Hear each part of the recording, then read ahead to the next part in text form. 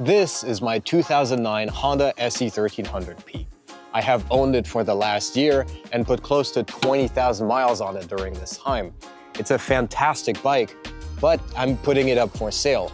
While I think it's a tremendous vehicle, there are some things to know about owning one that may determine if it's the best bike you've ever owned or if, like me, you'd be better looking elsewhere. Let's start with the obvious. Honda is a master of their craft, and they show it with this bike. Everything is designed with the purpose of making a great sport touring motorcycle. Starting with the beating heart of the machine, Honda stuck a V4 in it because it's one of the smoothest engine configurations. They then added gear-driven counterbalancers to make it even smoother. The power delivery is almost electric with a ton of torque off the line, and you never feel like you're in the wrong gear. Honda mounted this engine transversely to keep its mass closer to the rider to make the bike handle better, and stuck it in a nice rigid frame to make the bike feel nice and stable even when loaded up. Finally, they topped it off with great brakes because Honda knows that you can't go fast if you can't stop. They added a huge 7.7-gallon tank to ride way past 200 miles without having to stop and fill. There is also a lot of small details, like a useful fuel gauge where one line is about equivalent to a gallon. The mirrors are molded to provide wind protection for your hands. There is tip-over protection to sacrifice a $25 piece of plastic if the bike falls at parking lot speeds. There's an electric windshield so your passenger doesn't get cold on the highway. The almost live MPG readout gets you to slow down a bit, and the excellent wind protection makes it easy to sit in a bubble of clean air for hours on end. There are a couple of small misses, like the lack of cruise control, even if I'm convinced that Honda didn't add it in because people would just fall asleep on the highway if they did. Some may also say the 5-speed is also a miss, but the gear spread is more than adequate to cruise with no vibrations at 80 miles per hour all day. I guess you could also point out the bike was clearly designed to keep the saddlebags on at all times. Without them, it just looks a little bit weird. The bike has a peculiar sound where you hear the gear whine from the counterbalancers over the sound of the engine, and the bike makes the sound of kind of like a Jetson car.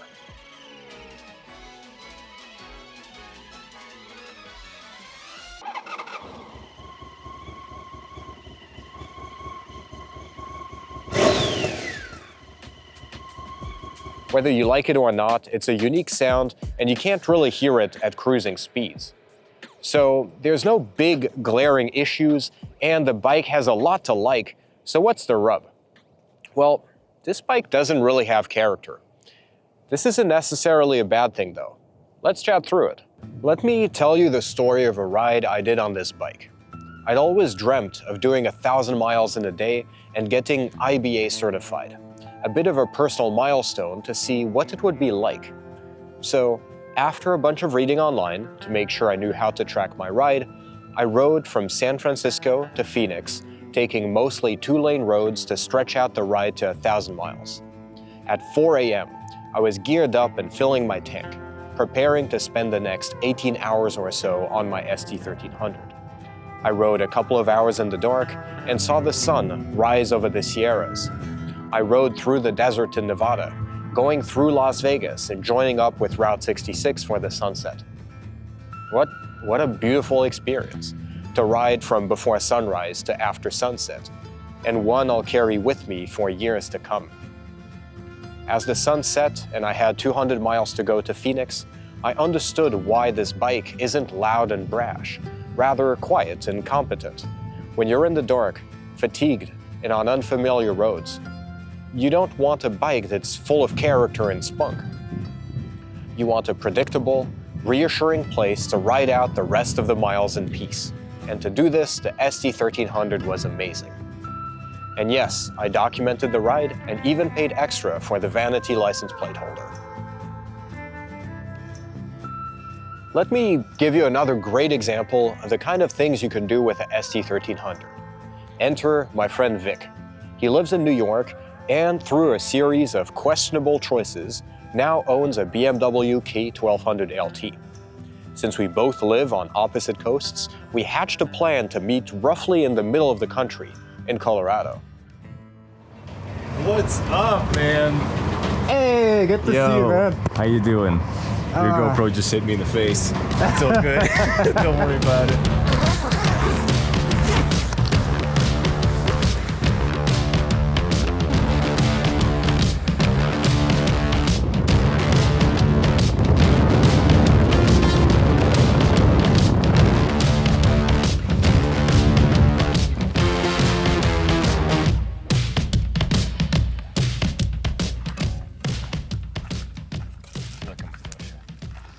The ST was enough of a tourer to be good getting there, and enough sport to be decently fun once there, and carried me and my camping gear and even allowed for some creative overloading when buying some wood for a campfire.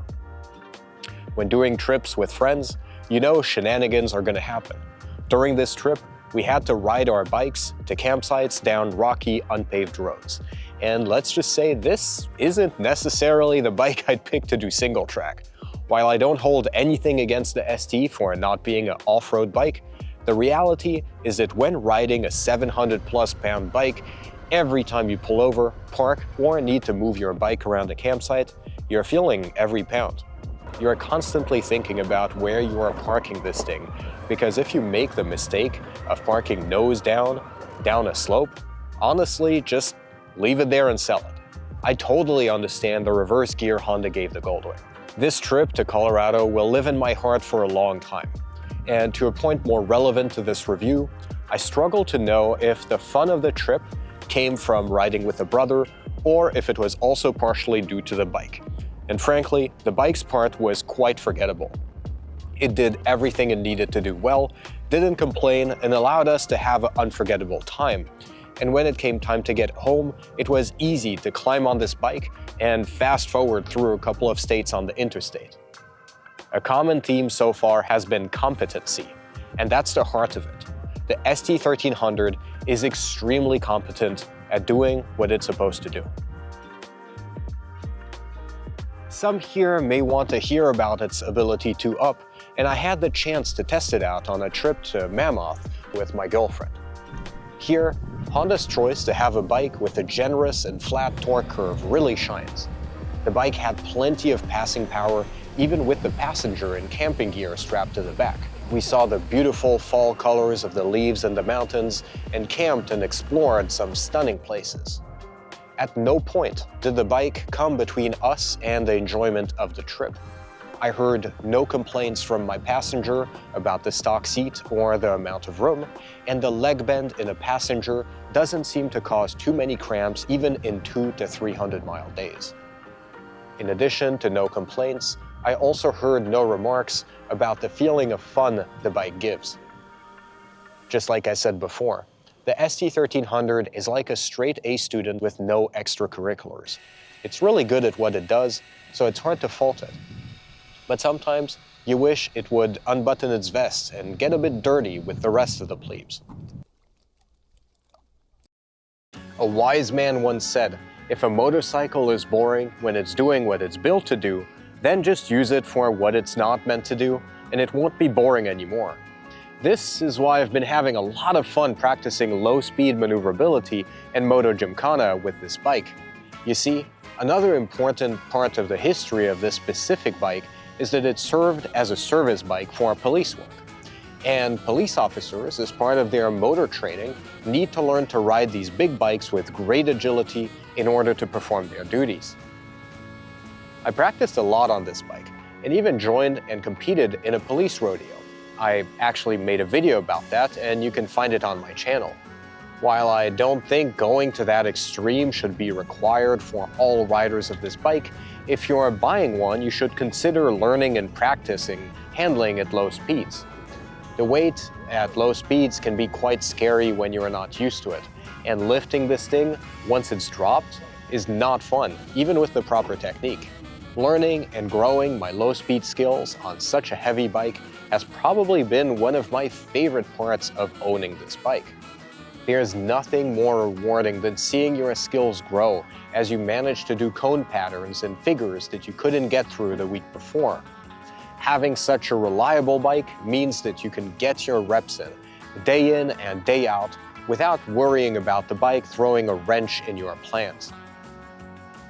as mentioned previously, you really get to appreciate how centralized the mass is on this bike as you do tighter and tighter rotations.